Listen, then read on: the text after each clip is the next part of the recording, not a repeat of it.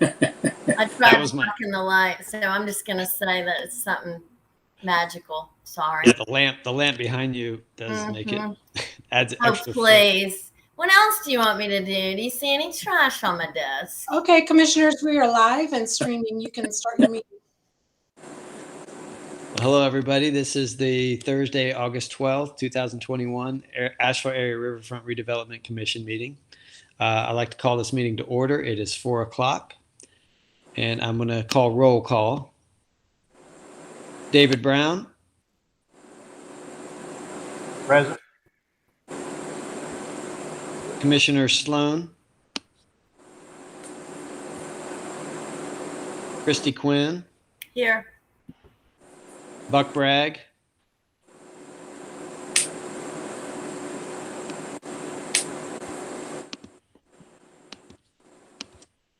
Buck, are you on, sir? We'll come back. Joseph Ransmeyer.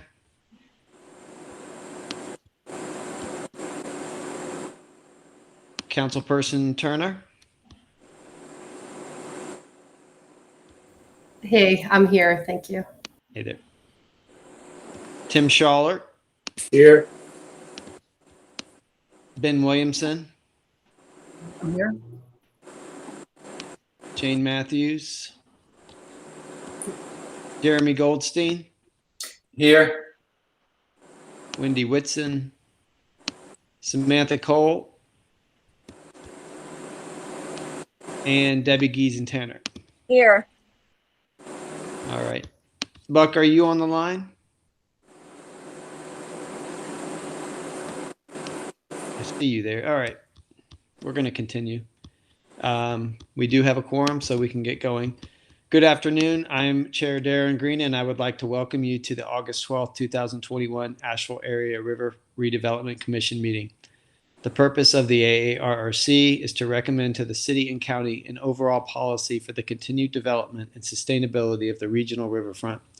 The commission provides recommendations to the city and county for effective management of the public resources for the districts and actively pursues and assists private sector investments in the districts. The commission is made up of 14 members representing the city of Asheville, the Council of Independent Business Owners, Riverlink, Asheville City Council, Buncombe County Commission, and the town of Woodfin. Our committees consist of, we've just changed the committees. We'll just confirm the names. The committees consist of the Mobility and Transportation Connections Committee and the Public Safety, River Recreation, and Water Quality Committee. All commission members and staff are participating virtually. We appreciate your patience as we work through the committee meetings a bit differently. Pursuant to North Carolina General Statute 166A-19.24F, this will be a remote meeting with which the public can access by any of the following means. We are streaming live on our virtual engagement hub, which is accessible through the virtual engagement hub link on the front page of the city website and also linked on the committee page. We also have an option for the public to listen live by phone by calling 855-925-2801. The meeting code number is 9385 for callers to call in and listen. Send comments by email to Riverfront Commission August 12 at publicinput.com. For those of you out there with us today, welcome. There was no public comment received in advance of the meeting. In addition to pre-recorded and or emailed, we will also be taking live public comments for up to an hour. Each speaker will have up to 3 minutes for public comment. Please call 855-925-2801. The meeting code is 4602 and press *3 to be put into the live queue. Callers will hear an automated message letting them know they are unmuted and live in the meeting. Callers may begin speaking after the automated message. If the caller accidentally drops out of the speaker queue, please redial the number of the meeting code. Press *3 to rejoin the speaker queue to be reconnected. All right, we're going to move on. Chair, we have no callers in the queue at this time. Thank you. And I see Joe has joined us. Hi, Joe. All right. We are going to move on to the minutes. Has everyone had an opportunity to read through the minutes? Are there any changes or additions? Would someone like to make a motion to approve the minutes? I'll second. All right, thank you. All right, now I'm going to call each of you individually for a vote on approving the minutes. David Brown?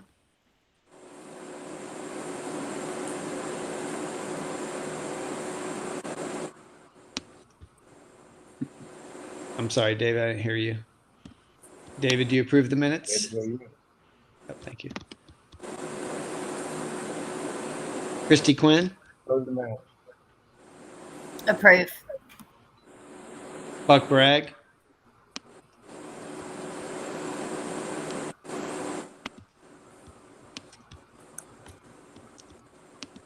I'm not getting an answer from Buck Bragg. Joe Ransmeyer? I have a question. I was not in attendance. Is it proper for me to approve or disapprove of the minutes? You can. You're not. You cannot abstain. Well, then I'll approve. Councilwoman Turner?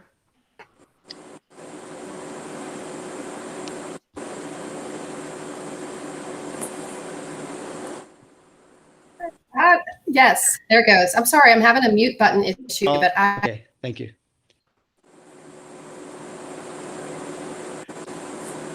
Mute. Tim Schaller? Approved. Ben Williamson? Approved. And Darren, there's a message in the chat from Buck saying his audio is apparently not working, but he's here. Oh, So, thank you. yeah. Let me open that up. Thank you, Ben. Okay. Thank you very much. I didn't see that.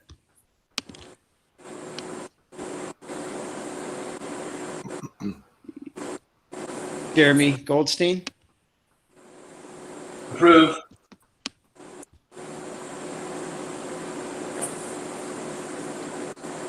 And Debbie Giesenthaler? Aye. Buck, do you want to, are you able to chime in? Do you approve?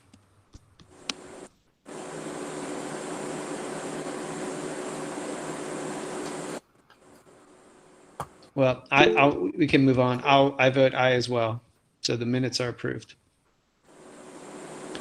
All right, we're going to move on to presentation and new business. We have Sasha Vertunsky on the call, and she's going to present a New Belgium expansion, as well as some other items. Okay, thank you, Chair Green. I will share my screen. And when I do that, I won't be able to see you all. Okay. So here we are. So yes, so New Belgium Brewing is has applied to put a canopy over an already existing seating area. And they're also slightly expanding the deck on the rear of the building. I know they've presented, I believe they've presented at the Leadership Roundtable. I don't know if they've done that at RADBA. But basically, this is an already existing seating area, so they're not really adding capacity to the brewery. And so it's not really triggering any big, larger reviews.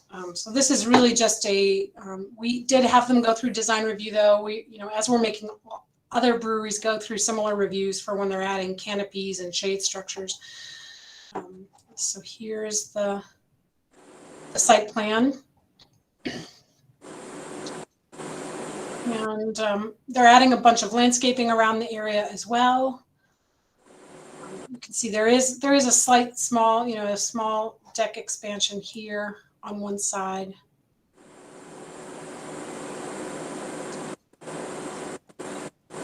So they're adding the shade structure here. It's rectangular. It also has some heaters underneath it, which obviously makes it a little bit easier to be out there when it's chillier.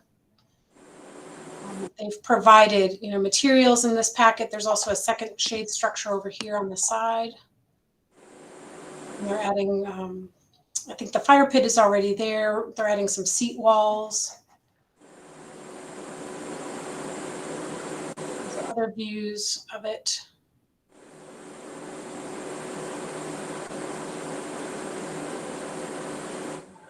Barrel planters. I do have a site plan somewhere else if you want me to go find that for landscaping, but they're adding a lot of plant material around the edges of the paved kind of hardscaped area.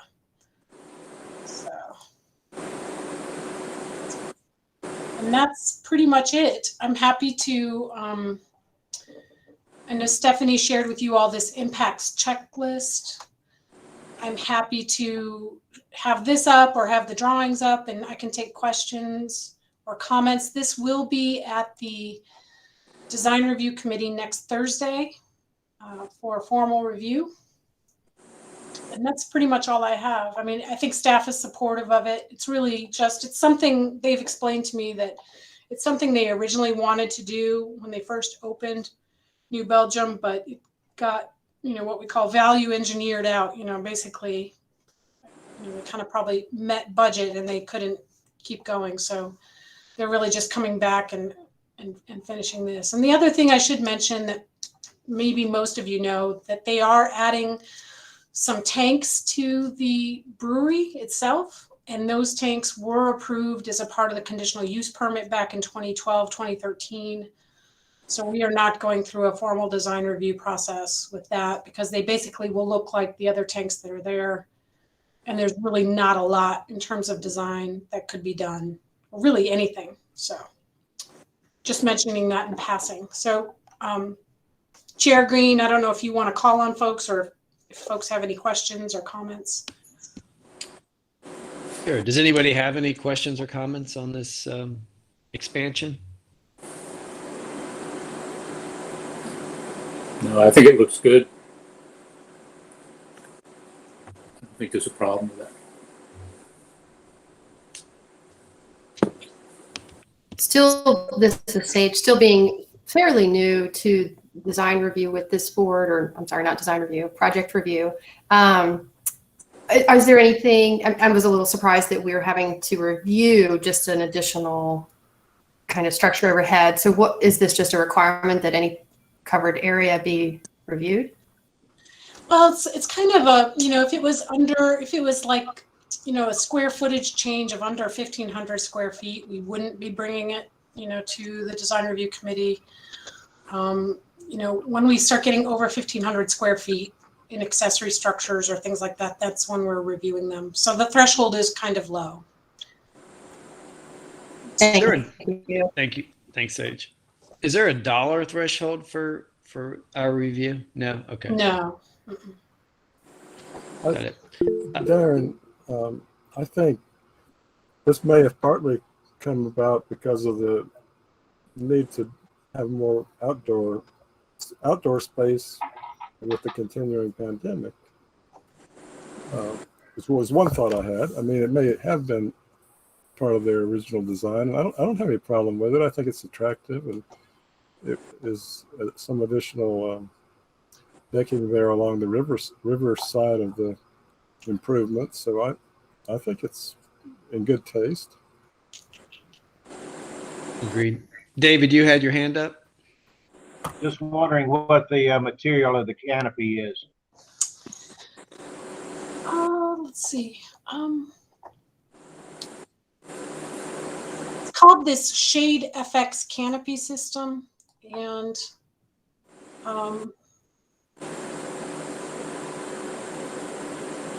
you're testing my knowledge here. I mean, it looks like a fabric to me.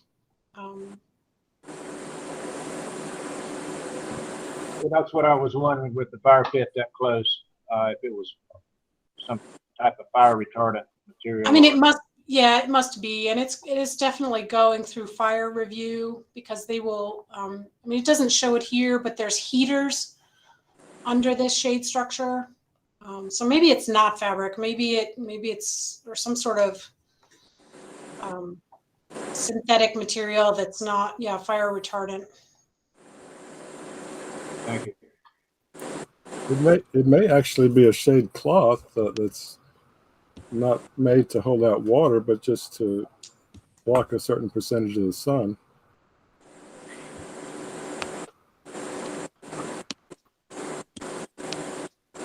Well, if there's no more questions or comments, Sasha, can you pull up the sheet, the impacts checklist? I just want to have everybody have an opportunity to comment or question this document that Steph has put together. I think this is one of those documents that we will certainly want to, review and edit as we review more projects and different kinds of questions and things come up. So I thought it was a heck of a good starting point. I think it's extremely thorough. Steph and her team did a great job, I think, putting this together. So if you haven't read through it, take a minute, not necessarily now, but at some point, and review it, because it does do a really good, expansive job. Is it available to us? Yeah, you have it, Steph. Okay. She sent it out, and I think one of the last emails she sent out. I see. know. Jeremy, I'd like you to comment on it if you've had an opportunity to review it. You always have really good, insightful comments, questions for projects. I think it's great to have a guide like this, and it's nice to have something consistent for all of us to visit. No project can be all things to everyone, as we all know. And when we try to do that, you can't have any projects because nothing can meet that. But it's great to have inspirational, goals to follow, in my opinion. Of course, this is all my opinion. We are a very opinionated commission. That's what we're all about, right? I did like the addition and the inclusion of the DEAI component of it. I thought that was something that we rarely, at times we will talk about it, especially when it has to do with some South Side parcels. But I thought that was really appropriate and something that we will, I'm sure, consider to look at more closely as new projects come up.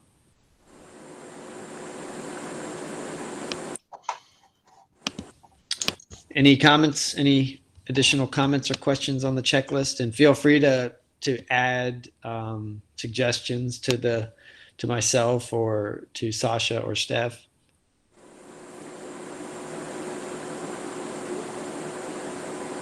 All right. Well, then we will move on to the next line of business. Thank you, Sasha.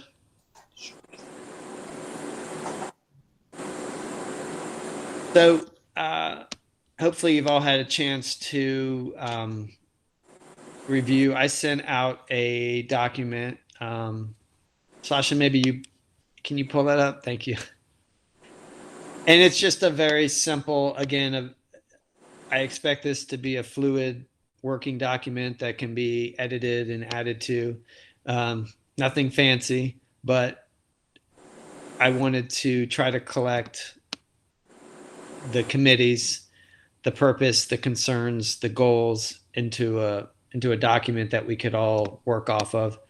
I think the next version of this, or in addition to this, would be to have some sort of a where we are in the process of these goals and where each committee is on these goals, so we can track these a little bit more closely.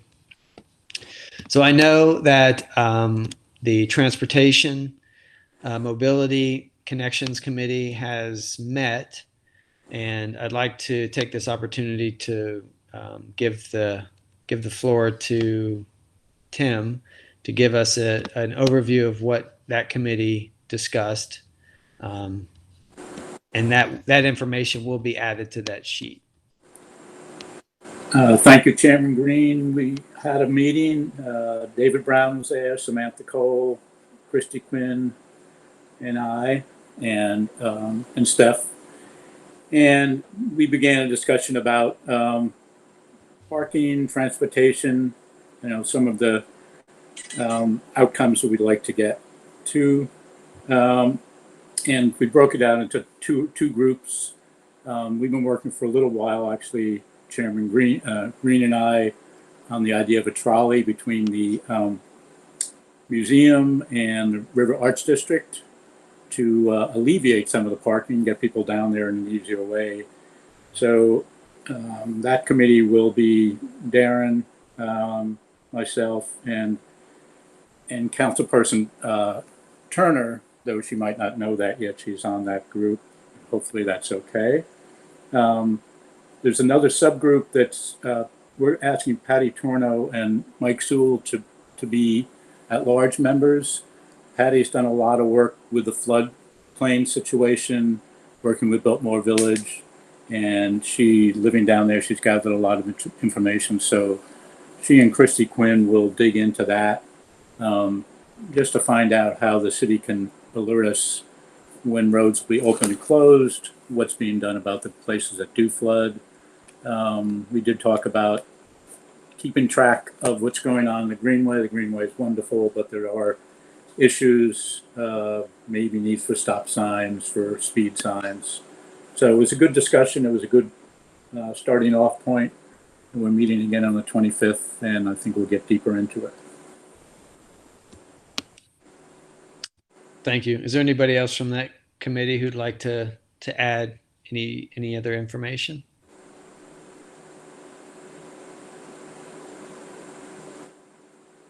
I'll add a couple things that I know have been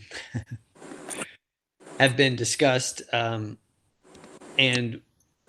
I'll reiterate the maintenance of both the mostly the city-owned property. That continues to be a challenge, and maybe Councilwoman Turner can help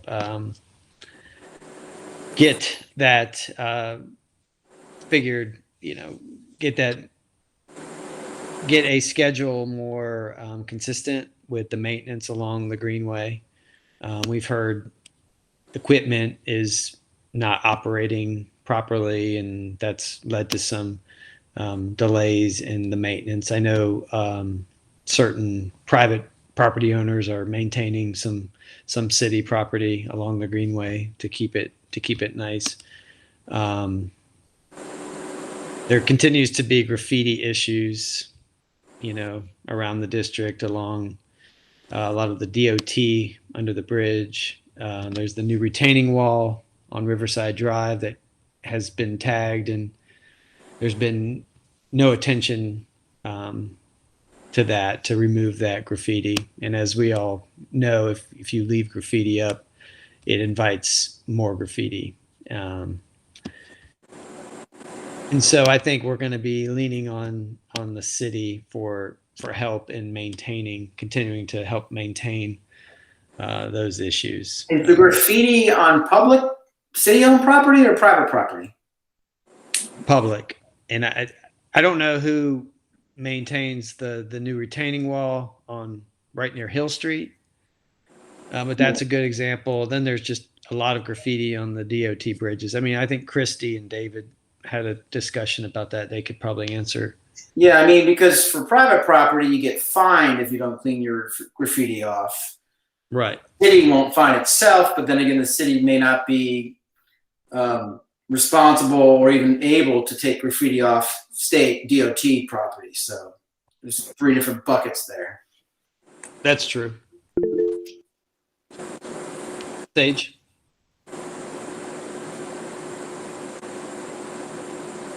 I think you're muted. Thank you. I'm just curious how it.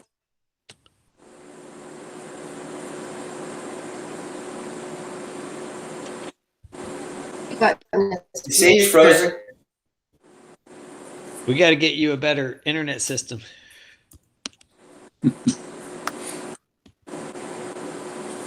Coming in and out. Yeah, I don't.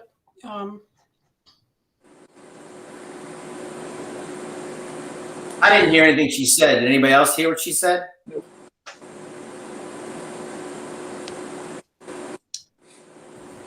Write a note. Sage, go ahead.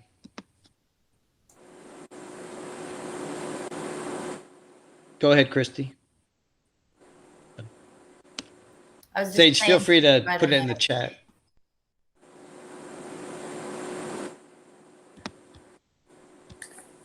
Well, I think in short, what I'm hearing from the business owners down in the RAD is that there is a deep concern that there won't be the maintenance of the greenway that I think folks expect, and that there's a chance that trees will start dying, that shrubs will start dying, that there will be out of control weeds, that the grass won't get mowed. And I think this commission will likely hear that as an ongoing concern. And I'm wondering and invite the conversation to see what kind of resolutions that we can come up with the city. All right, Joe. I have a question, Darren. And I don't know who, maybe Sage would know the answer to this, or Sasha maybe. I noticed in front of the Riverview station, there is a tree that was apparently one of the new trees. It looks like a redbud tree. It was apparently hit by a car and knocked over, but it's not dead. And I think with a little attention, it might be saved, but it's been like that for over a week. And, in this kind of leaning position with half of its roots exposed. And, I mean, is that the kind of thing we just need volunteers to do, or does the city have some way of handling? Is that something you would put something in the Asheville report, or anyway? I'll just comment. Someone actually sent that over to me today, and I forwarded it on to a couple different folks with the city, and so they're going to see if that can get fixed. I think there's a chance the tree can still survive. I am not sure. I would think that's the type of thing in the Asheville app where you should be able to report a tree issue. And so that certainly never hurts. But on this particular item, we have that update. Thanks, Dana. Sure. Sage, you were saying something really important. It was so important. Actually, it's what Dana just said about the tree. Okay. I was wondering if anybody had reported the graffiti or used the Asheville app. Nothing.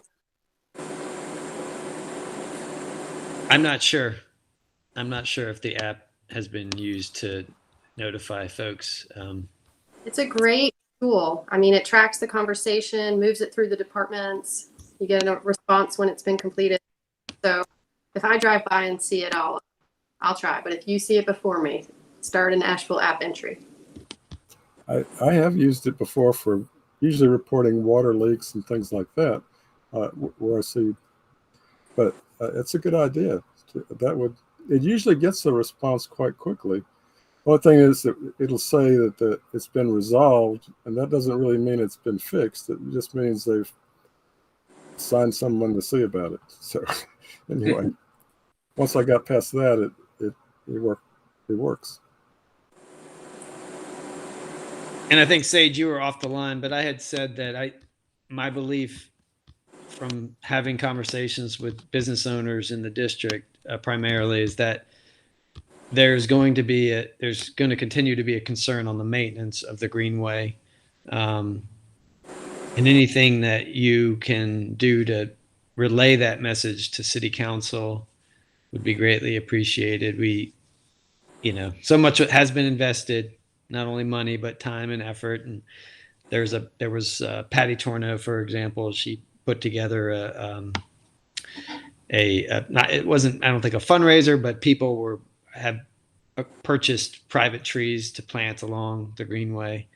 And so there's a concern that some of these newly planted trees and shrubs may not survive the overgrowth of weeds and mowing and those things. I'll follow up with you. Thank you. So Darren, are you considering this one of the committees, I don't see that it's under the definition. So, we didn't really dig into that.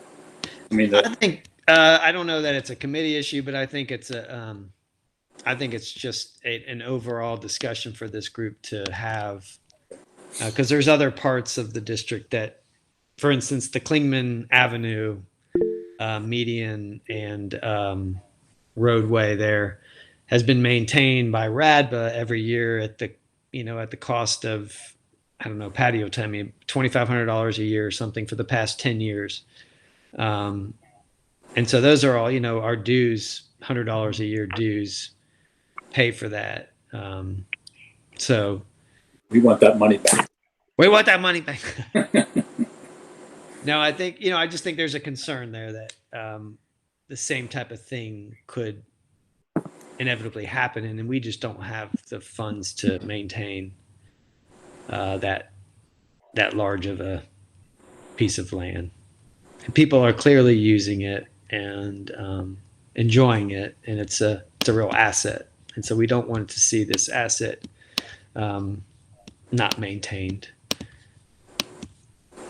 David, you had your hand up. Darren, I would be glad to meet with DOT people who I know fairly well. If I could take Christy Quinn along with me, she's so persuasive in the way she approaches ideas, and she's so close to the 240 bridge there. I think they would work with us, and we can get some of that graffiti removed and then get something done on a continuous basis. I appreciate that. Thank you. That would be very helpful. Mr. Schaller. So David, what's worked in other places in the district is the mural, because what happens if you clean up graffiti, it gets painted over. Murals do seem to get some respect from some taggers. So it's a possibility. Absolutely. Well, thank you all for your ideas and your interest and commitment to keeping the district maintained and clean, and it's a wonderful place, as we all can agree. Are there any other comments or questions as it relates to the impacts checklist? I'm sorry, we moved past that to the Mobility Transportation Connections Committee. Okay, so the Public Safety, River Recreation, Water Quality Committee will be meeting Monday, August 16th at 12. It's a virtual meeting. And I look forward to that as well, and to see what kinds of goals and ideas that group comes up with as well.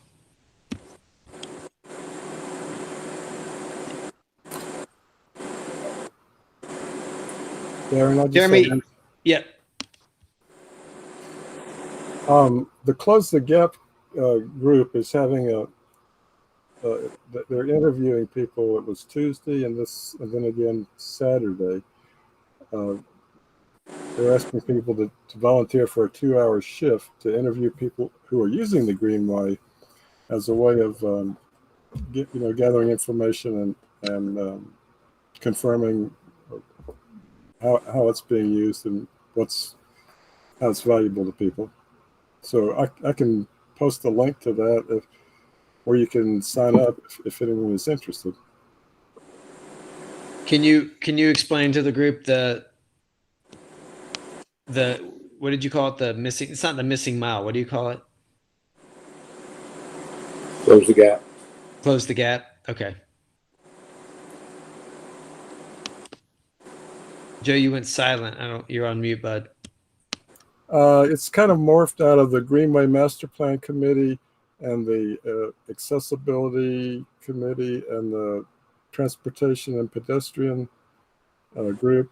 Those three have come together and have a group that I'm actually representing the AARRC on, although we haven't only met, I think, once in the past year and a half.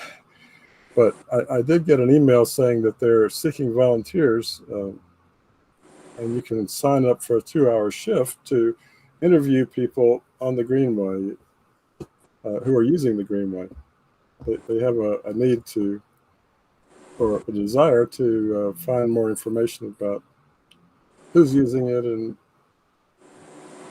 but you'll have to get them to stop skateboarding or whatever to talk to you. But anyway, I just thought I'd mention that. Thank you. I'd be interested to see what those questions are, what the survey looks like. Let me see if I can find some more information. And I have it. I can show it to you if you want. Okay, sure. That would be great, Sasha. I'm actually going to be out there on Saturday. I don't know why I volunteered, but I did. Here, I'll show it to you.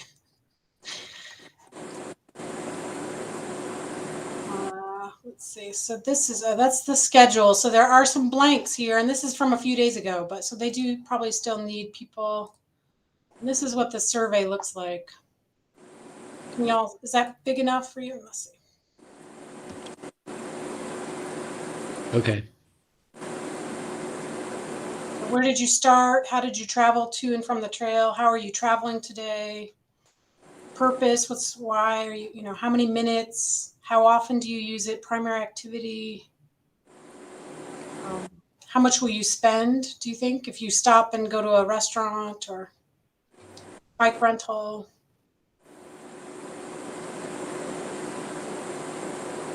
And this is through,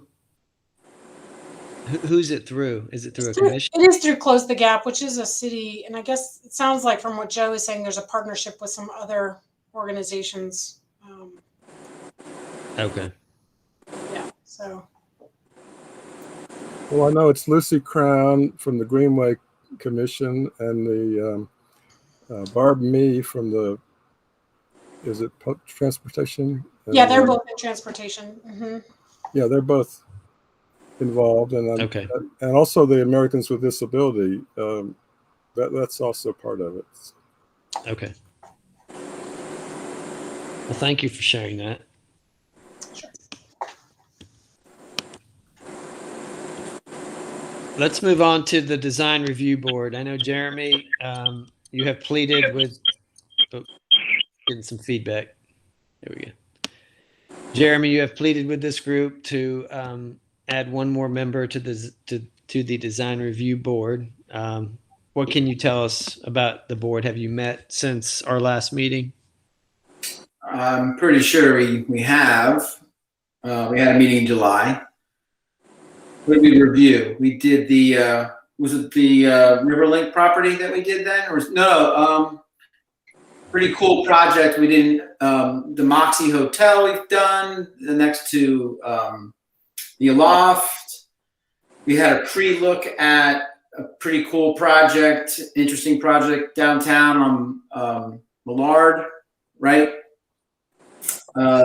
Coming up with looks like there's some facade changes on 18 Broad Street. New Belgium's project's going to come up. That micro unit project next to David's old building on 217 Hilliard. That's interesting.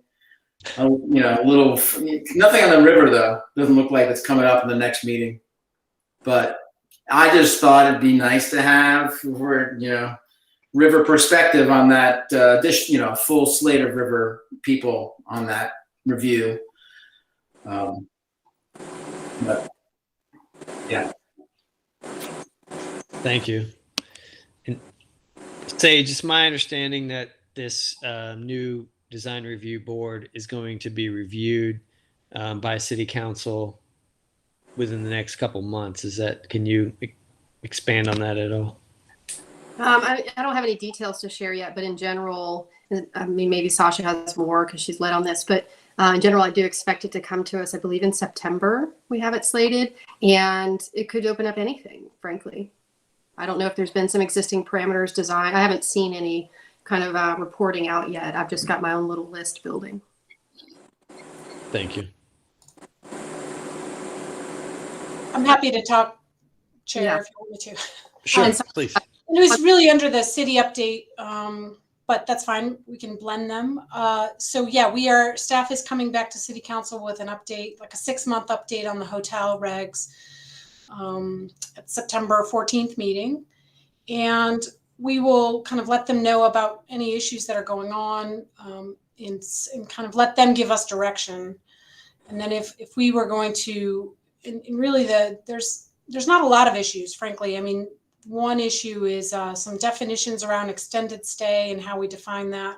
And then there's another issue with this seat, right? So if this isn't working to have 4 seats from this commission,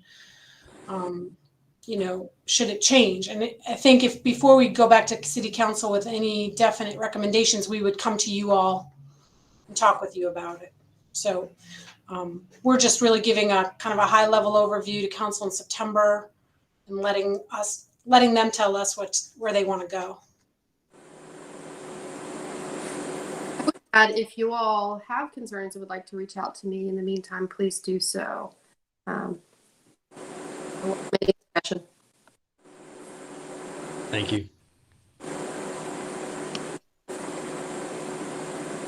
Alrighty, let's move on then we'll do the city staff update. I guess, Sasha, you just started a little bit on that. Right, so that was the first one. And the only other one I really have is around the open space task force. And Darren, you may have more detail than I do. My understanding of it is that it's getting very close to being done, and that one of the last issues is this RAD open space. And it sounds like there's a compromise that's been reached. And the idea is using the RAD open space zoning district and kind of limiting how much development can happen on those parcels in the future, but making sure, because most of that is city-owned land. But making sure that if the city needed to do something, that we have that ability. So if we wanted to put a bike rental on the Greenway, or if we, something like that we're able to do that. But at the same time, that there's a reassurance to the community that we're preserving open space for the long term. And I think the other piece of that is exempting, and it may be changing the zoning of the Grant Center parcel and the fire station. Because we don't really want to paint ourselves into a corner on a community facility where maybe in 10 years we want to add something. And we wrote the rules so we couldn't do it. So does that sound right to you, Darren? Is that? Yeah, that is mainly the gist. I did ask Videla to if he was able to just let this group know how much taking out the floodway component of all these open space parcels, how much land was actually buildable in acres. And I believe it's with the exception of the 2 parcels, the city-owned Wesley Grant and the fire station, that it's the Jetty Rays, the previous proposed Jetty Rays site, 144 Riverside. That tiny little piece may be the only sliver of privately owned land that could even be, I guess, legally built on. So I think that's what we're talking about there, basically, because the rest of it's city. It's either Progress Energy, City of Asheville. I don't know if there's any other. That's it. So, but yeah, you did. Thank you. You did a good job of explaining 12 hour-and-a-half meetings into 2 sentences or whatever it was.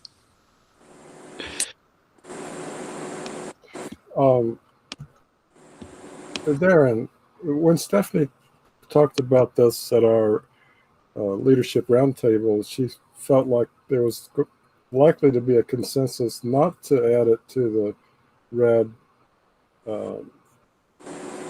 form-based code. Is that Right. true? Yes, thank you. Yeah, sorry. So yes, thank you for saying that, because I didn't explain it fully. So the idea is that not adding open space to the form-based code in a way, like, so the open space will be on the open space zoned parcels. So if you're a private landowner on a different, not an open space zoning, you won't have to have that open space requirement for future development. And in part because, we're doing the math and saying, we've got all this open space, and that's why that is in part why we wrote it that way. So yes. Yeah, that's been exempted from the River Arts District. There will be some change of language in the form-based code about what's allowed on open space and some of the impervious allowances. Jeremy, I see your hand, bud. Yeah, I'm not sure if I'm talking about two different things. Is this the same thing that we spoke about last time when they were initially saying, well, we want to exempt RAD NT and RAD something else Yes. in the open space? Same Now they're yes. saying we're taking it out of the RAD completely. Yes. Form-based code, except for, okay, thank you. Yeah, that's true. And so what the consensus decided was that, well, let's strengthen the open space areas of this district. Let's just make sure that people can't build something on those parcels. So yeah, that's how it ultimately shook out.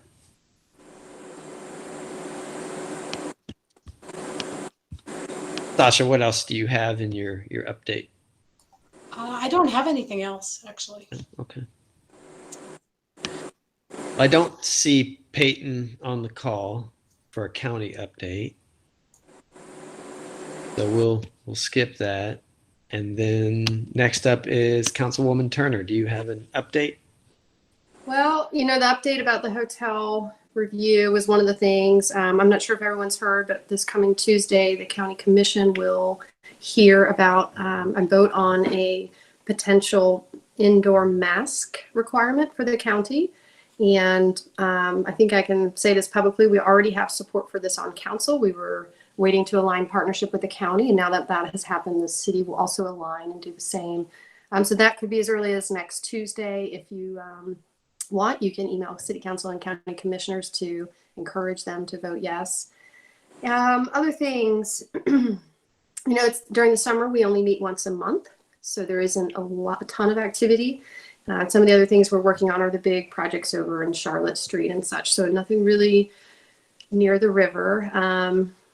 I will say that the short-term rental conversation, the expansion of units to homestay is coming back around, and there is talk around, is it expanded to areas? Is it expanded to kitchens? And there has been mentions of using hotel or lodging districts. So that could come back to us. And if it does, I'll certainly, I or staff could probably circle back with you about that to get your input. Other than that, I don't think I have anything really relevant to the river at this time, other than trying to encourage one more of you to join the design committee. Thank you for that plug, that push. Mm-hmm. And thank you for... Can I tack on to that? I mean, in my opinion, again, when they go to review this, then they're going to open it up to the community. You're going to get people who have nothing to do with the river who are going to have a say in what's happening with the river. And we're giving them the ammunition to say, look, we can't even staff it completely with the River Commission. So why should we require it? That's just a risk. I'm sorry. What are you referring to, the design committee? What are you saying? Yeah. I'm just wondering. That's a possible risk. Could be, hey, maybe we thought about this all wrong. Maybe we shouldn't fill it. Maybe we should just fill it randomly throughout the community, and you don't necessarily have stakeholders or people who are as interested in the river that are now having, a say in the river. That's all. It may not happen. You know more than I. You're pulling the levers. I'm just commenting. No, I that input. I knew from my previous many years with the Downtown Commission that there were lots of design review interested folks, and that would be a simple transition for them. However, I had not worked with y'all very much, and I may have incorrectly assumed that several of you would like to also continue in that role. But I understand. I've heard the impact from this board, and I think we need to get that committee fully operating and functioning with all the members. So if we need to talk about it, we'll talk about it. If I could say something about that. I know Jeremy twists my arm every time he sees me, but I'm really not interested in doing that. But maybe instead of, I know it's written into the guideline that we appoint members of our commission, but could we, would it be acceptable to, I know our former design review committee that we had included some other design professionals that we had invited on board, landscape architects or whoever that we had invited to join our design review committee. If we don't have enough of ourselves, could we, ask someone from our area that we thought would contribute and represent us? Would that be acceptable?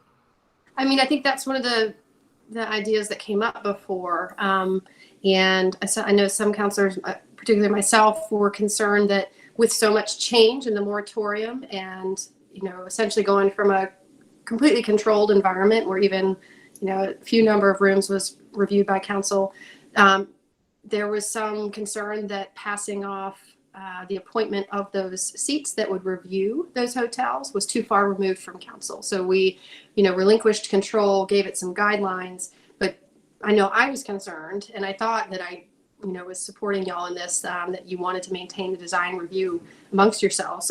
There was concern that, suddenly people would be appointed that council never knew applied or had seen or reviewed, and it was a very big piece and change in the community. So, as things have changed and months have passed and design review has happened, maybe that won't feel as important when we review it. But that is where that came from. Normally for these larger boards like planning and zoning and things and downtown commission, the ones that do the heavy lifting, council appoints them directly and reviews and interviews them. So that twice removed thing was a concern.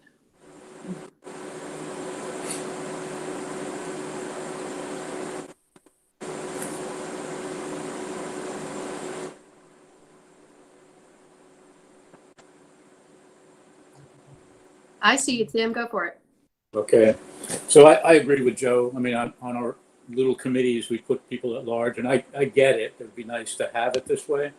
My own cop out on it is I'm on the executive committee of BizWorks, and I have a business, and now that this has become a bigger responsibility, but I like the idea of the commission approving collectively someone. I mean, that makes sense to me, but as one, I mean, I understand what you're saying too. I mean, Sure. Well, and maybe there's a happy medium. Maybe the board moves to an at-large position from each, one from downtown, one from River. There's 3 of each and an at-large for each or something, or 2 at-large. But then, typically the board, like you all would still weigh in. When we're about to potentially appoint people to a pretty powerful board, I call the chair and say, well, what are you thinking? Have you all talked about it? Do you have some applicants that would fill some voids? So, that input is very much wanted, is whether or not you all pick it or council picks it. Maybe all of council will have to weigh in on that. We could recommend and you could approve or something like that. And I always look for that. Always look for recommendations because you all know better. But we all know better. You're part of the board. Well, but I'm not a part No, of you wear 2 hats. I get it. Yeah. Well, and I'm not a part of every board, so it's kind of a universal approach. Right. Thank you. Thank you all. I'm sorry, my internet seems to be a little unstable, so I turned my camera off. Hopefully y'all can hear. Councilwoman Turner, did you have any other updates? Nope, that's it for me. Okay, thank you. Commissioner Sloan is not here, so Sasha, I'm going to ask if we have any call-in live public comment. And I will ask Dana because she's handling that. There Oh, are no Dana. callers in the queue, and sorry that I announced that too early before. That's quite all right. Well, if there's no other, I make a motion to adjourn. All right, you beat me to it. Don't let the screen door hit you. Well, thank you, Second. everybody. Thanks, everyone. Thank you. Have a great day. Stay Bye-bye. safe. Thank you. You too.